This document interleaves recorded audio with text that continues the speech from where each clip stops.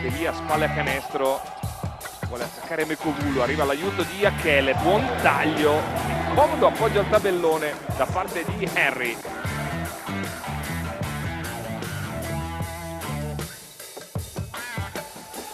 Per nessuno, ovvero per Sokolowski che lancia in contropiede Logan, c'è la stoppata da parte di Henry che poi allarga le braccia come per dire se rientro da solo serve a poco. Disperazione di Daros, si va a chiudere nel raddoppio, Russell perde il pallone, Delia lo recupera, Henry bravissimo a saltare il piccolo Russell.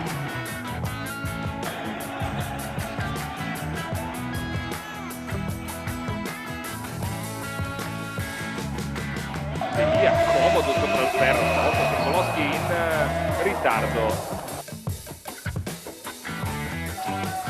La doppia cifra nella netta sconfitta contro Milano. Dall'altra parte arriva la tripla di Akele, 12 triple in campionato con questa, tirando poco oltre il 33%. Sopra il ferro Grajulis,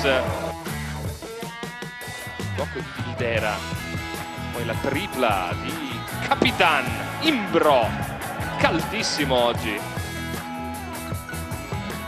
32 punti triestini. Dall'altra parte uno dei rari pick and roll giocati comodamente da Mekovulu, seguito da Cavaliero. Qui Mekovulu butta via il pallone e allora Henry in contropiede sopra il ferro dopo aver evitato la difesa. Tantissimo Mekovulu nei pressi del ferro. Altro assist di Cavaliero per Henry, torna a volare Trieste.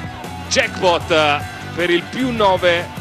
Logan risponde immediatamente, aveva anche aperto la partita con una tripla, a dir la verità. Stare attento all'uso che fa di quel braccio sinistro per allontanare Logan. La Quintana non lo guarda, prende un'altra tripla da Tommy La Quintana. Poi una mano dal palleggio, ribalta David Logan, sbaglia anche questo, arriva di nuovo a rimbalzo, l'assist per Mekovulu. Significa -5.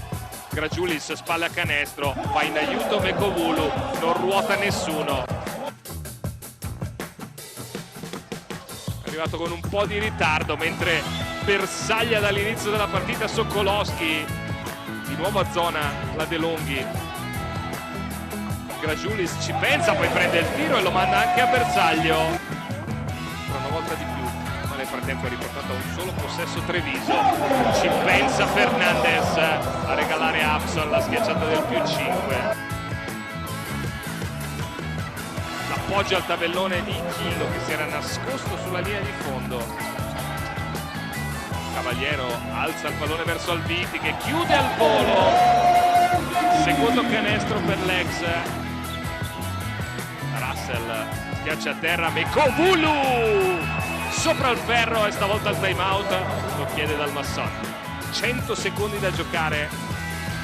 Daros si apre, bravissimo Delia a leggere l'errore della difesa avversaria.